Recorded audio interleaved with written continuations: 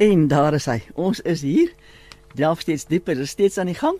Baie dankie, Woesie. En my gaste het omgeruil. Ek het vir Elisabeth Jordano by my in die ateljee.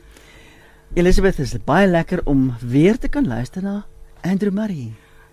En ek moet eerlikwaar vir jou sê, die dinge wat jy vir ons leer van Andrew Murray, dink ek is ongelooflike belangrike dinge om te weet, nie net ten opsigte van die mens Andrew Murray nie, maar om te hoor wat ons hemelse Vader hom laat eers aan hom verduidelik het wat hy geglo het op die end en toe oorgedra het aan die mensdom, né?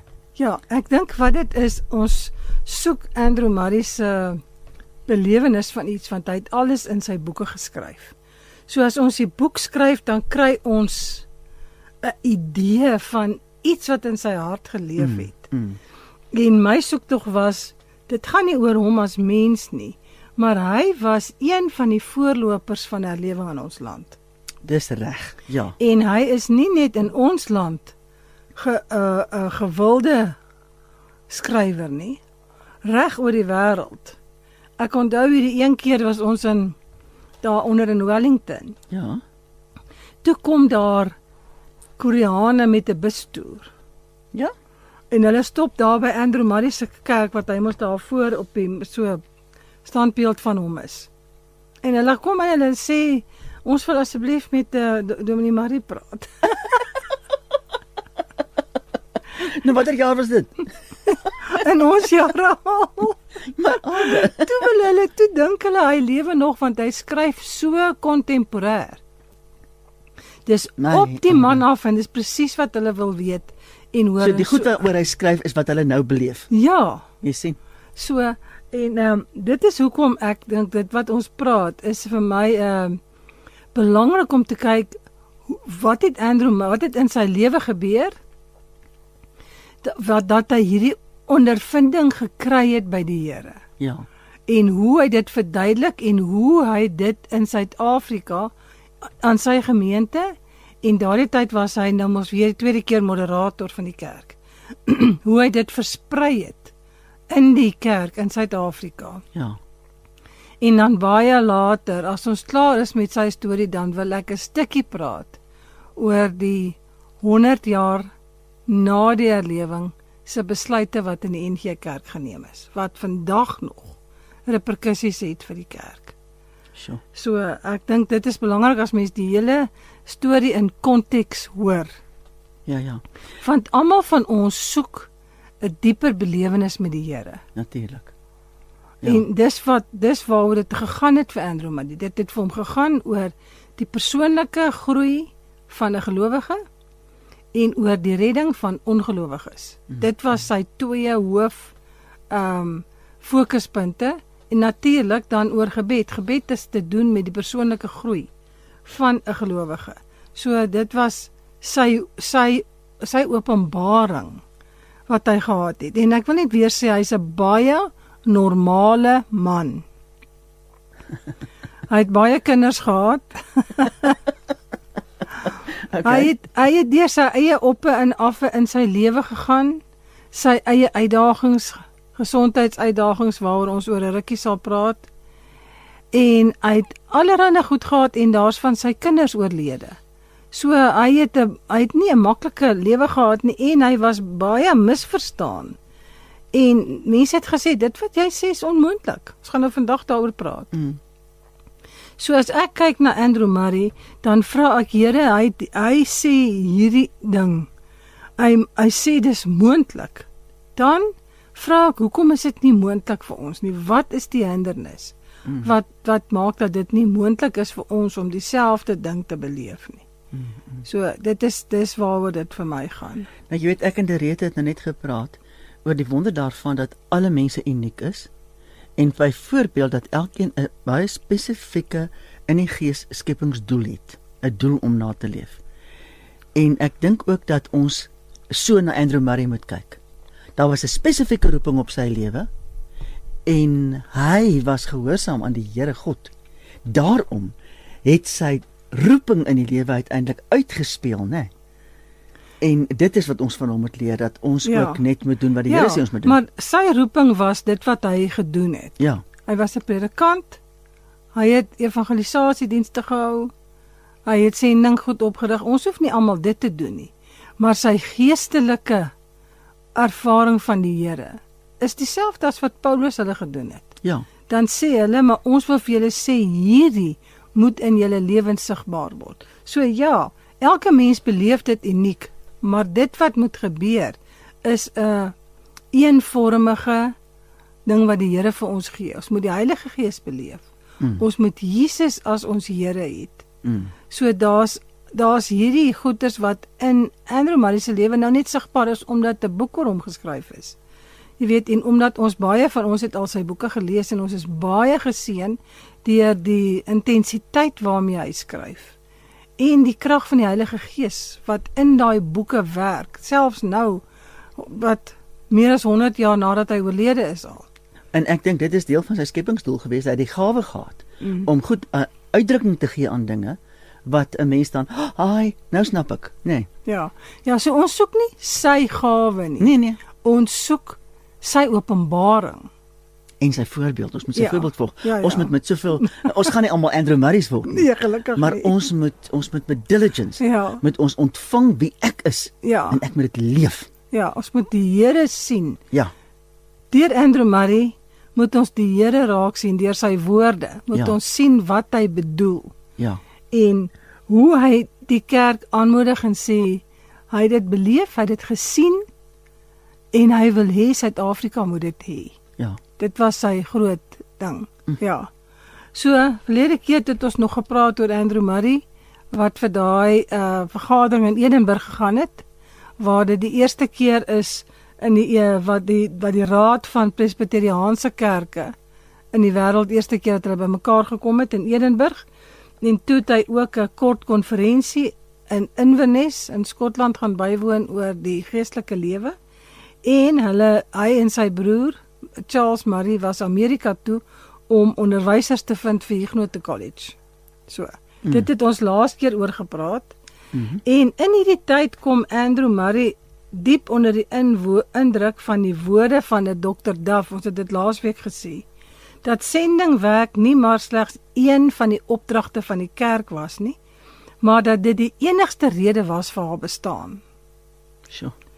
En na sy terugkeer in Wellington moes hy natuurlik nou eers weer al sy sake in orde kry, want hy was nou so 6 maande op 'n keer weg. Hy die sendinginstituut moes begin, hy moes die onderwyseresse wat hy nou gekry het vir Suid-Afrika na hulle onderskeie poste toe vat. En die gemeentewerk moes hervat en dan die oprigting van hierdie sendinginstituut was 'n geloofsaak. Want hulle het nou al reeds geld nodig gehad vir die Huguenot College, nou het hy nou weer geld nodig om hierdie sending te begin. En daar was van die begin af 'n skaarste van geld. En die doel van hierdie instituut was die opleiding en voorbereiding van jong manne wat uit minder gegoede huise kom en hulle kon nie betaal vir hulle opleiding nie. So uit alle dele van die land was daar aansoeke om toelating en dan sê die briewe, maar ek het niks om te betaal nie. En Andrew Murray het niemand weggewys nie. Hy het gesê as jong manne, seuns eintlik nog, Ja. want hy het skoolseuns gesoek. Ja. Want hulle het nog nie klaar met skool nie. Baie van hulle kon nie skool toe gaan nie, juis weens oor die feit dat hulle dit nie kon bekostig nie. Ja. So, dis wat toe hulle nou daar by hom dan nou aankom. Wow.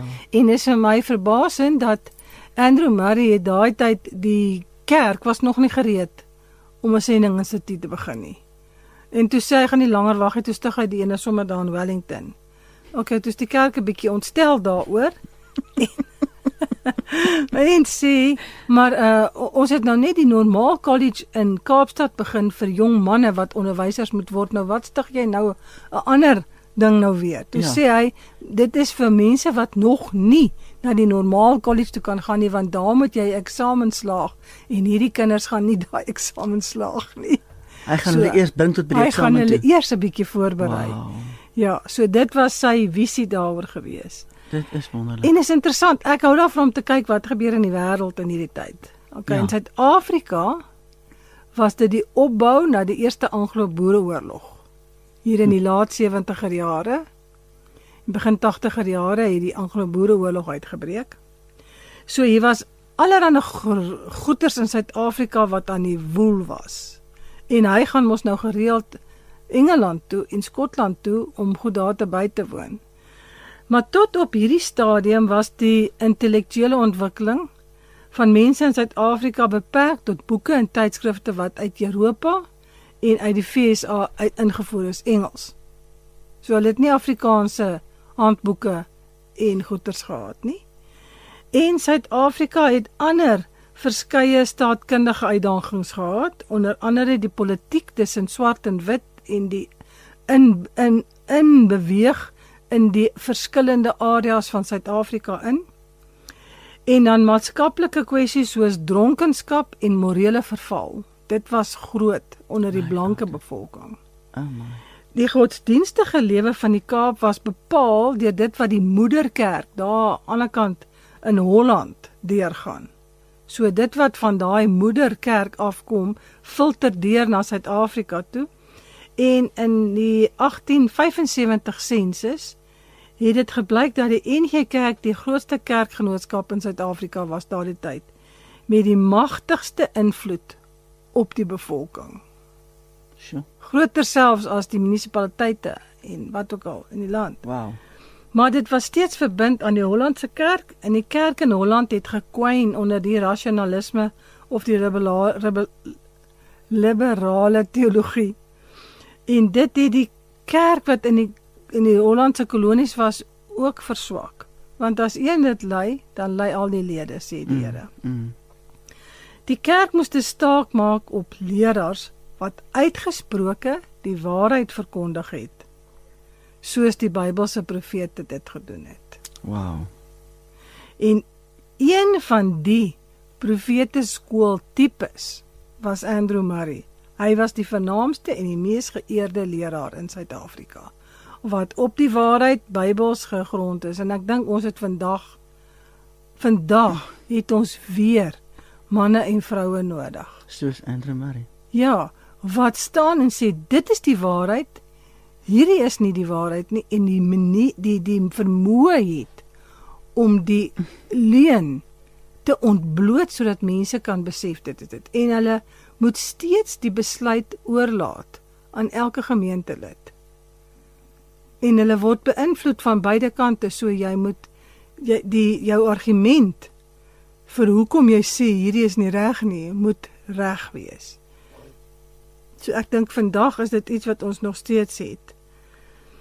En ten opsigte van al die goed, dat daar nie 'n element sal wees wat mense eintlik dwing om saam te gaan met die hoofstroom. Gees van die tyd. Ja.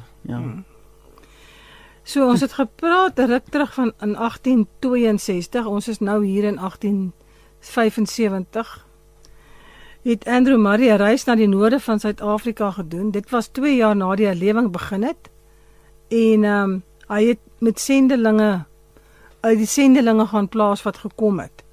En hy skryf aan sy vrou terwyl hy op Paul Creer se plaas gewag het, om hierdie sendelinge 'n plek te kry by een van die stamme daar in Noordwes provinsie, ver in Noordwes Limpopo. En hy skryf hierdie woorde aan sy vrou. Dis nou 2 jaar na die herlewing.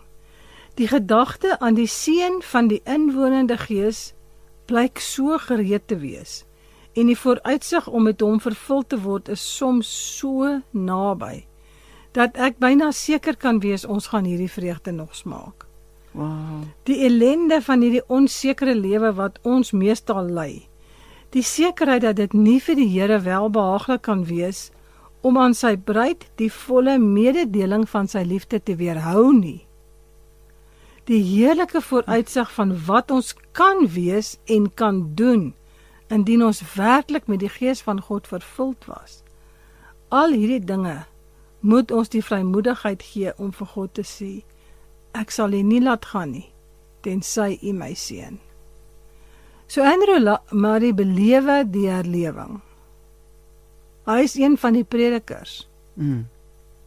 Maar in sy eie gees voel hy is nie vervul met die Gees nie, want hy het nie die krag nie. Sure. En nou gaan ons later sien wat het nou gebeur met hom, dat hy nou wel die krag ontvang het. En toe begin hy skryf oor die werk van die Heilige Gees. So hy sê toe die vorige dag voor hy die brief vir sy vrou skryf, sê hy, ek preek nogals oor, word vervul met die Gees. En ek word net meer oortuig dat dit is wat die Here vir ons wil hê. Nou was dit vir my vreemd dat die kerk in daai tyd nie gepraat het oor die Heilige Gees nie. So daar was asof daar 'n leemte was. En Andrew Murray het nou gesmag om hierdie leemte te vul in sy eie lewe. Hy het dit self agtergekom. Toe was hy al, wat sê, 14 jaar lank 'n predikant. Ywerig en toegewy aan die Here. So nou skryf hy in sy persoonlike ondervinding van die lewe van heiligmaking en sy eie lering daaroor, dat hy sê dit 1862 groot vordering gemaak het in hierdie geestelike lewe. Ek wil dit ook sê van my eie lewe. Maar gedurende sy besoek aan Skotland, nou wat hy nou gehad het, hier by die konferensie in Edinburgh in 1877, kla hy daaroor dat so min predikante enigsins verder kom as om net die elementêre waarhede te verkondig. En dat Christene in die algemeen vreeslik bang was vir heiligmaking of perfeksionisme. Dat ons die woordeskat van die Bybel sê God makes us perfect. Okay. In Afrikaans vertaal ons dit God volmaak ons. Okay. So in Engels is daai woordeskat perfeksionisme. You are perfected in the image of Christ. Alright. So hy sê, die Christen is in die algemeen vreeslik bang vir perfeksionisme, om heilig te word. Daar was redes daarvoor. Hulle het gesê, dis onmoontlik. Niemand kan heilig lewe nie. Wow. Jy weet so, en Ekskuus tog maar, eintlik gaan dit vandag nog oor die strewe daarna om heilig te lewe. Dis die belangrikste, nee. Ja. En hoe meer jy streef daarna, begeerte. Ja, hoe meer gaan dit gebeur. Baie goed tussenin wat 'n mens aan moet dink is, as jy streef om heilig te word. Wat het Jesus vir daai een ou gesê? Here, wat moet ek doen om die koninkryk te kry? Dan sê die Here, hou al die wette. Dan sê hy, nee, ek het dit klaar gehou. Weet, my hele lewe lank. Dan sê hy, gaan verkoop al jou goed. Gee dit vir die armes, dan kom volg jy my. En dit was die een ding wat die ou nie wou doen nie. Ja. So, daar's en Jesus het dit geweet. Iets wat ons verhinder in ons persoonlike lewens om daai stap te neem. En is altyd iets wat vir ons 'n prys gaan kos. Geweldige prys gaan kos. En jy kan selfs jou eie lewe verloor, sê Jesus daarin. So dit is hoekom hulle bang was hiervoor, want die prys, ons kry die verlossing verniet, maar die wandel met die Here is nie verniet nie. Daar's 'n koste aan disippelskap om hom te volg. Absoluut. En hy sê as met die koste bereken, party mense is nie bereid om dit te betaal nie, soos hierdie ryk jong man, hy wou nie dit doen nie. Ja. Jy weet, so maar toe Andrew Murray nou in Suid-Afrika terugkom, toe voel hy nou gedring om aan sy leraarbroeders te gaan sê, ek moedig julle aan tot algehele toewyding. En dit het 'n groot skudding in Suid-Afrika gebring onder die leraars. Want hulle het nou net ook, wat is dit, 1877, dis 17 jaar na die herlewing. Jy weet, so baie van hulle het die herlewing beleef, persoonlik. Ja. Nou sê hy vir hulle, luister, ons moet meer toegewyd aan die Here wees. Ons moet algehele, hy noem dit eintlik volkome toewyding, sy boekie wat hy geskryf het. Weet, volkome oorgawe, noem hy die boekie se naam. Jy weet so, okay, nou gebeur daar nog iets anders, daar kom nou iets van Engeland af weer oor, wat Suid-Afrika groot beïnvloed, en dit was in die jaar 1876, dis nou 'n jaar voor Andrew Murray na die Edinburgh konferensie gaan, is daar 'n sekere ou met naam van Purcell Smith, wat verbonde was aan die Oxford Heiligheidsbeweging. Iets wat die kerk, NG Kerk, later baie veroordeel het, omdat dit gegaan het oor heiligmaking. En hy kom hou verskillende konferensies in verskillende dele van Suid-Afrika, hierdie Pearsall Smith. Onder andere in Kaapstad, waar Majoor Malan teenwoordig was, wat later groot naam gewees het in hierdie Oxford beweging. Soos in Kaapstad, in Tilburg, en Piketberg, Adelaide en elders. En hierdie konferensies se doel was om nie slegs die bekering van onbekeerdes te hê nie, maar meer bepaal die bevordering van die geestelike lewe van gelowiges. Wie mag ek nou daarna? Yes, like. Natuurlijk. Jy weet, as ons as gelowiges net kan groei in ons geestelike lewe, hoe fantasties. Ja. In sommige gevalle word daar vir leraars afsonderlike samekomste gehou, dat hulle nou eers net hoor waaroor gaan dit. En een van die predikantekonferensies wat in 1879 in Koelsberg gehou het, het 'n groot seën tot gevolg gehad. Andrew Murray self was onder die indruk dat die leraars self 'n dringende behoefte gehad het om met mekaar broederlike gemeenskap te hê, want hulle bly ver uit mekaar. Party bly 3 dae te perd van ander gemeentes af. So hulle het nie wat ons vandag noem fraternals nie. Wat hulle met mekaar kan gemeenskap hê nie. Ja. Hulle benodig bemoediging, hulle benodig herlewing en hulle benodig iets om hulle toe te rus weer vir hulle hoë roeping en die ontsettende verantwoordelikheid wat op hulle rus, omdat hulle met die siele van mense werk. Natuurlijk.